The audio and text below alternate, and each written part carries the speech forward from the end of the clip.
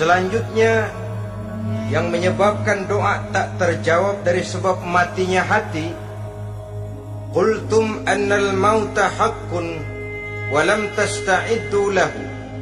Kamu berkata, kamu yakin bahwa mati adalah sesuatu yang benar, tapi kamu tidak pernah punya persiapan untuk mati.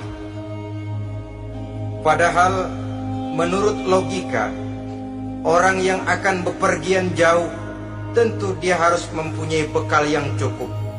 Semakin jauh jarak perjalanan yang akan ditempuhnya, semakin banyak perbekalan yang harus dibawanya. Dahulu, seketika beberapa jamaah dari Yaman akan melaksanakan ibadah haji dengan nekat.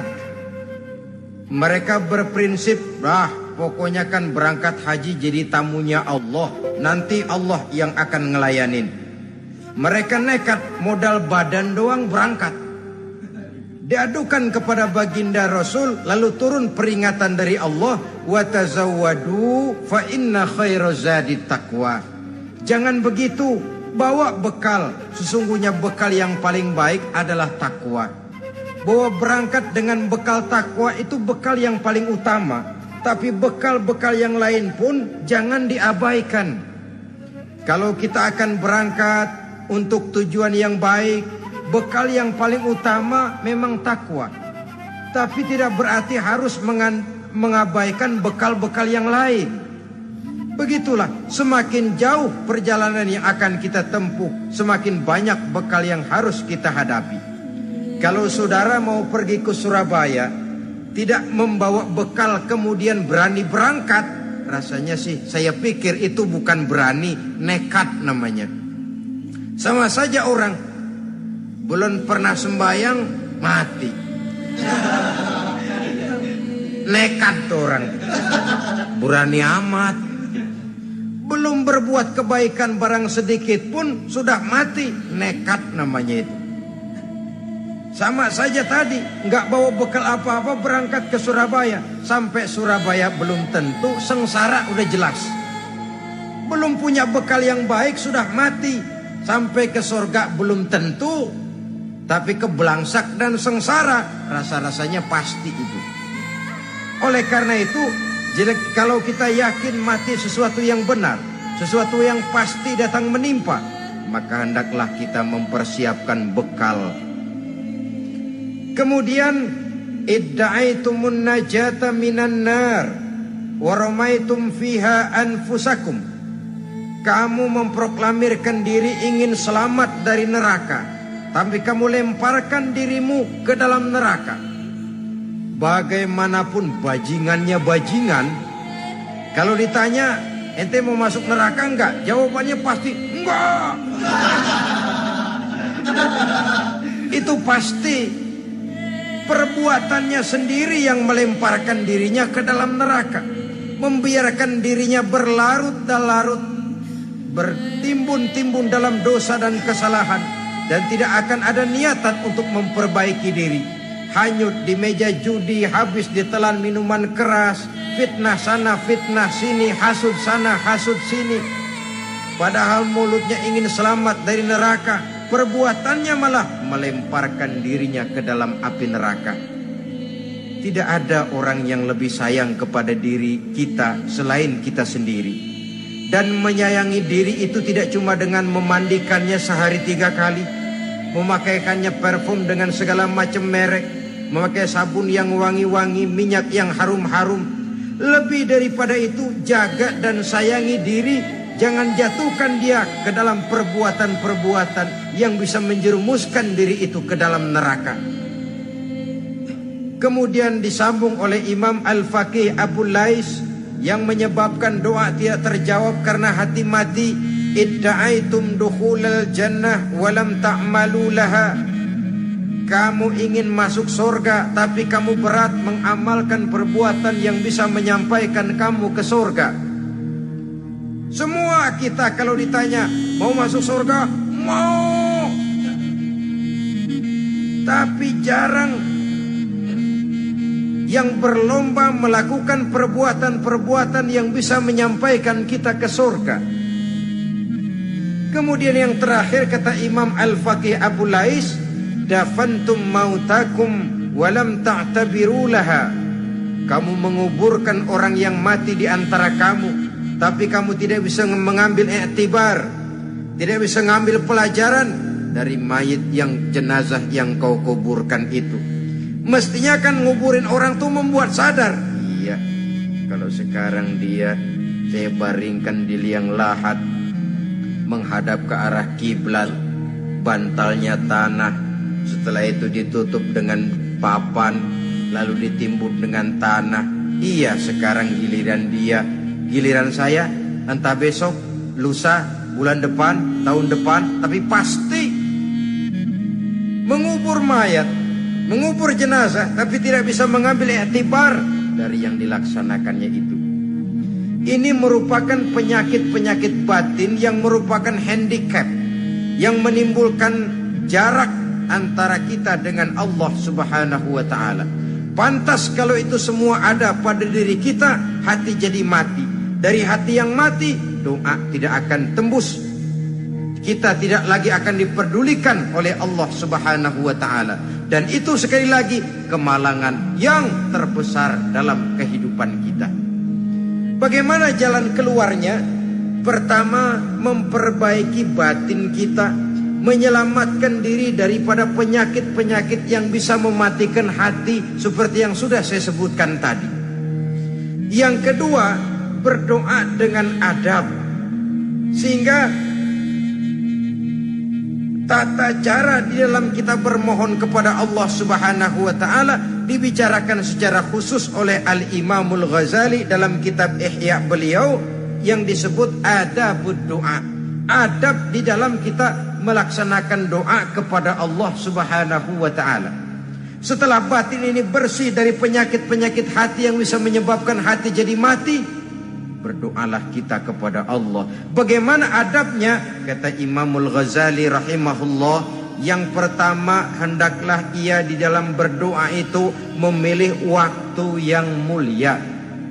Minal awqatis syarifah, kata beliau. Memilih waktu-waktu yang punya nilai mulia. Ramadan dalam 1 tahun, Jumat dalam tiap minggu, sepertiga malam yang akhir pada setiap hari. Waktu-waktu yang punya nilai mulia. Walaupun misalnya saudara berdoa pada hari Kamis, tidak ada halangannya Allah mau kabulkan. Ini tidak berarti bahwa kalau sudah berdoa hari Jumat lalu hari Kamis tidak mau berdoa, tidak. Lebih memilih mengintai waktu-waktu yang punya nilai mulia. Lailatul Qadar sekali dalam setahun. Waktu-waktu yang punya nilai mulia. Logikanya begini, saudara-saudara.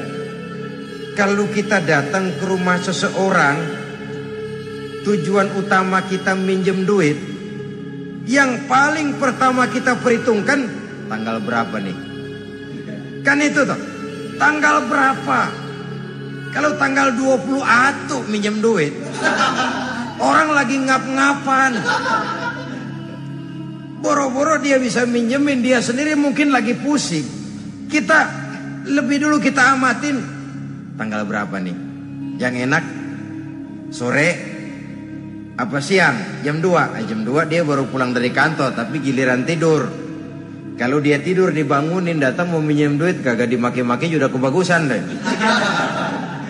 Kan kita lihat waktunya, timingnya kata orang sekarang. Tanggal berapa, sore apa malam, apalagi gulem apa terang bulan. Itu semua sudah kita atur sedemikian rupa, memilih waktu. Yang kedua kata Imamul Ghazali, keadaan, memilih keadaan yang istimewa. Kalau tadi soal waktu, yang kedua soal keadaan.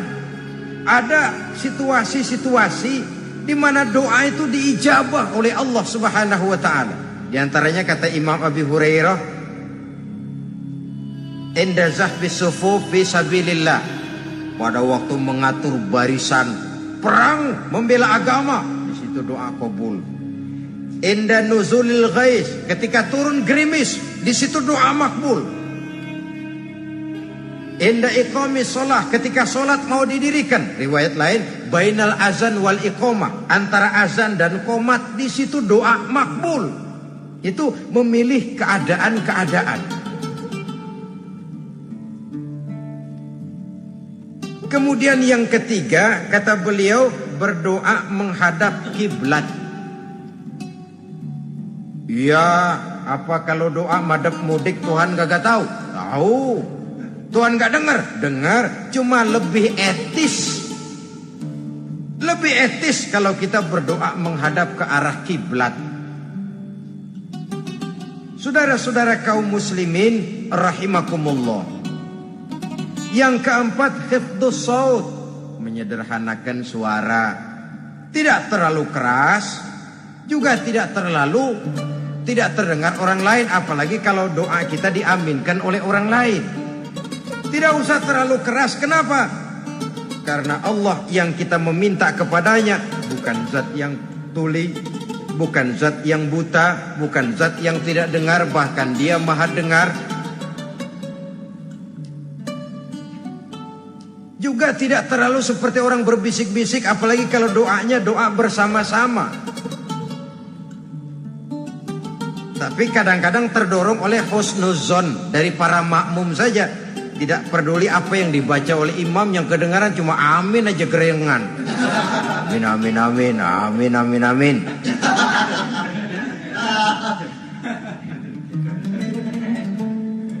Juga tidak terlalu keras, seperti orang berdoa, seperti orang pidato. Saudara-saudara kaum muslimin rahimakumullah. Yang kelima, alla yatakallafa saja' fid du'a. Dalam berdoa, kalau istilah kita, jangan nyelongcong. Sajak sujak ini menunjukkan sikap berani kepada Allah. Misalnya ada orang berdoa, ya Allah ampunilah saya kalau engkau mau. Kalau Allah mau. Kasihanilah saya ya Allah kalau engkau mau. Itu doa orang songong. Atau sama saja, ya Allah berilah saya rezeki dikit aja. Emang kenapa pakai begitu?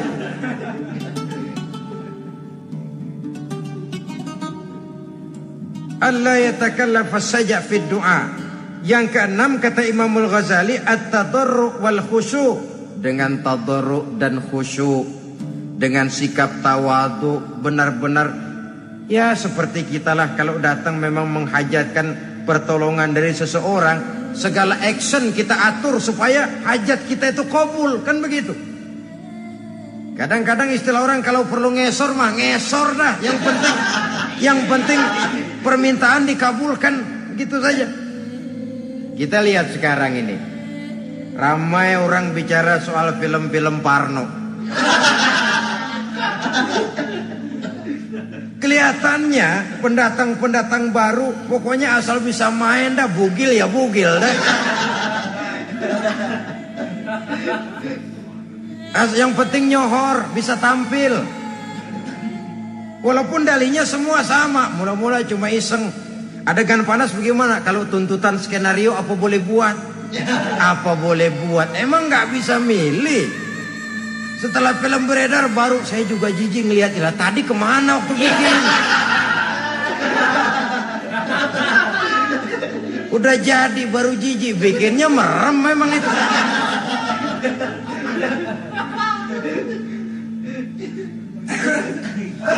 Tapi ada satu analogi, asal bisa main, asal bisa tampil di layar, apa saja jadi taruhan sudah. Bugil ya bugil dah, gak soal dah, pokoknya bisa main, tampil, nyohor, masuk koran. Udah seperti kata-kata orang Arab, bul ala zamzam fatu'raf. Kalau pengen terkenal kencingin sumur Zamzam. Artinya apa? Bikin yang aneh-aneh, yang orang gak kerjain, ntar ngetop. Yang ngetop lempengan jeleknya. Sumur Zamzam dikencingin, kan nyohor itu. Sedunia orang kenal. Kenapa? Gila. Saudara-saudara kaum muslimin rahimakumullah. sangat kita sayangkan kalau lalu orang berlomba-lomba dengan cuma modal paha mulus, wajah cantik, dimauin apa saja mau lalu bisa tampil. Akibatnya yang jadi korban adalah anak-anak kita. Disuguhi tontonan-tontonan yang meracuni jiwa mereka. Walaupun akibatnya barangkali ya lain seperti band orkes dengan film memang akibatnya tidak langsung ya. Kalau band orkes akibatnya langsung, dia bisa berantem di tempat lokasi. Film orang nonton tahu dia di tempat itu, bukan di tempat itu dia praktek, pulang jadi pikiran dia. Tadi serem ya. Ntar kalau udah kesempatan kita praktek. Ntar ngancemnya itu yang gak enak. Tapi yang saya analogkan dengan persoalan kita, tingkah pola artis apapun dilakukan asal bisa main. Nah itu tuh, asal dapat kesempatan acting. Dalihnya ya tuntutan skenario lah, iseng lah, macem-macem lah. Tapi yang jelas satu target, saya harus dapat kesempatan main. Untuk sampai ke situ cara apa saja harus saya tempuh. Tidak peduli harus menginjak-injak norma dan budaya bangsa yang luhur. Tidak peduli harus bertentangan dengan kaidah agama. Tidak peduli hasilnya meracuni umat masyarakat, terutama generasi muda. Yang penting kan ngetop. Saudara-saudara, baiklah ya, itu soal lain. Tapi soal kita ialah at-tadarru wal khusyu'. Bermohon kepada Allah dengan tadarru, khusyuk dan tawadhu. Seperti kalau kita mau bermohon kepada seseorang, kita malah merendahkan diri. Pak, saya memang orang gak mampu pak. Utang saya udah selebar kampung pak. Anak udah 16 seperempat. Apa saja kita meratap, menghibah, mengeluh, merintih. Ujungnya kan yang penting gue minjem duit dapat dah gitu. Apa kayak diomongin, pokoknya pulang bawa duit, itu saja. Itu strategi manusiawi. Kalau ini kita adakan konteks, oh iya, kepada Allah lebih lagi kita tadarru, khusyuk, tawadhu. Doa dengan tawadhu, sebab kita akan bermohon kepada yang serba maha. Menghadap ke arah kiblat, duduk bertafakur dengan khusyuk, tawadhu. Jangan doa sembari tolak pinggang.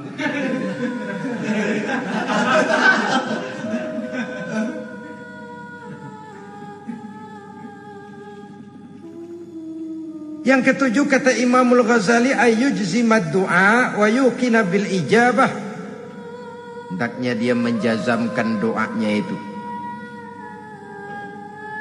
dan yakin bahwa doanya akan dikabulkan oleh Allah.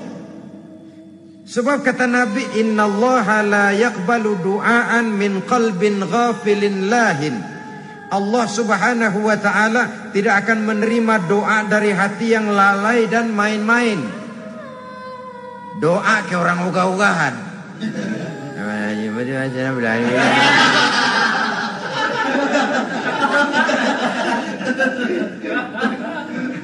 Kali malaikat nyongok dong, lu minta apa lu?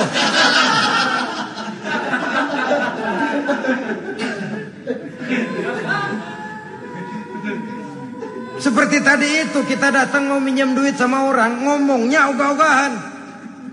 Duitnya dikasih syukur enggak, ya udah. Ya enggak dah, enggak dikasih sudah. Kenapa? Mintanya begitu, enggak serius dan enggak yakin bahwa doanya akan dikabulkan.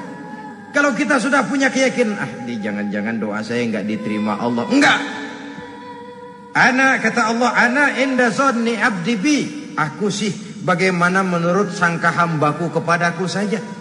Kalau sangkanya baik, aku baik. Kalau sangkanya doanya dikabulkan, aku kabulkan. So itu doa harus dengan pasti dan harus dengan yakin doa itu akan dikabulkan dan meluruskan harapan, membenarkan cita-cita, meluruskan maksud apabila doa itu dikabulkan oleh Allah Subhanahu wa taala. Saudara-saudara, oleh karenanya jangan doa setengah hati. Jangan berdoa sambil main-main. Apalagi menghadap kiblat dengan dua tangan terangkat sebagaimana dicontohkan oleh Rasulullah sallallahu alaihi wasallam. Bahwa berdoa tanpa mengangkat kedua tangan pun Allah tahu, Allah dengar, tapi kelihatannya kurang serius. Seolah-olah terserah ada Tuhan, mau dikasih ya kasih, enggak ya udah. Seolah-olah kita tidak serius dalam berdoa. Kemudian yang berikutnya kata Imamul Ghazali, ayyaftatahad du'a bi zikrillah fala yabda'u bisu'al. Hendaknya dia mulai berdoa itu dengan menyebut nama Allah, berzikir kepada Allah, fala yabda'u bisu'al, jangan langsung memulai dengan permintaan. Ini tata krama etisnya. Sama juga orang kirim surat, salam sejahtera kami haturkan, padahal mah nggak ada itu juga nggak apa-apa. Itu kan maksud mukaddimah saja. Besar harapan kami semoga Bapak dan keluarga di sini pun berada dalam keadaan sehat walafiat. Selanjutnya kami telah dengar dari berbagai teman tentang kedermawanan Bapak, tentang bantuan Bapak di berbagai bidang yang menyangkut sosial pendidikan. Sehubungan dengan itu maka kami bermaksud mengajukan permohonan. Baru masuk itu mah 15 kalimat kesonoin, urusan lain. Intinya sehubungan dengan itu kami bermaksud memohon kepada Bapak. Kita mulai, salam sejahtera kami haturkan, bersama ini pula kami, macam-macam lah. Sama juga seperti tadi itu, kita datang mau minjem duit, datang karena kita tahu datang habis bulan, malam terang bulan, udaranya sejuk, ngobrol lah kita, dapet teh. Apa kabar Pak? Baik. Aduh Bapak sih untung dah Pak, kaya pemurah lagi. Saya tahu Bapak banyak nyumbang di mana-mana. Di Angon aja tuh orang di Angon.